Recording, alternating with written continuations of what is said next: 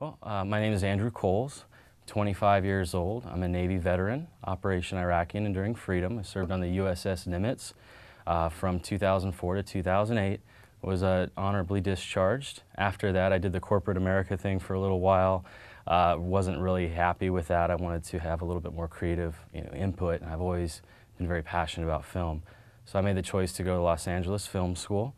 I graduated last year, was the first valedictorian at the school there, and did a lot of community service type of work for the school with regard to military outreach videos for the school.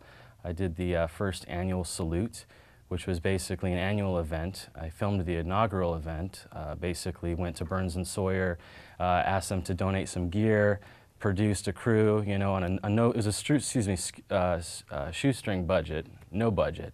And I filmed it and I got a great response. It was put up on the school's website. And after that, I went to work for the school on a couple other projects. And since that, I've been PAing on commercials, national commercials, freelancing, primarily focused on directing, producing, and cinematography.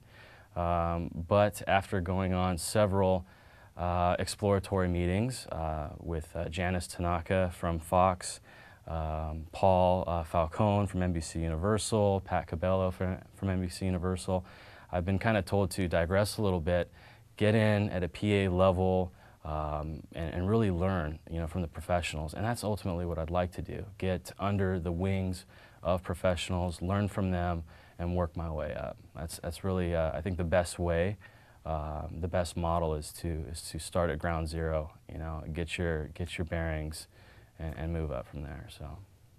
So have you had any success in finding a PA job? I have. I most recently was on a USAA commercial with director Peter Lang from Pictures in a Row and John Barton from Tactical Media Group. I've been bugging them ever since I first met them at the annual salute last year. They were the guest speakers, the industry panel. And they finally brought me on board, and I worked my tail off, and I got some really good responses from them. Somebody from another department actually wrote me an email and said, "You did a wonderful job. If I can ever bring you in as a PA, I will."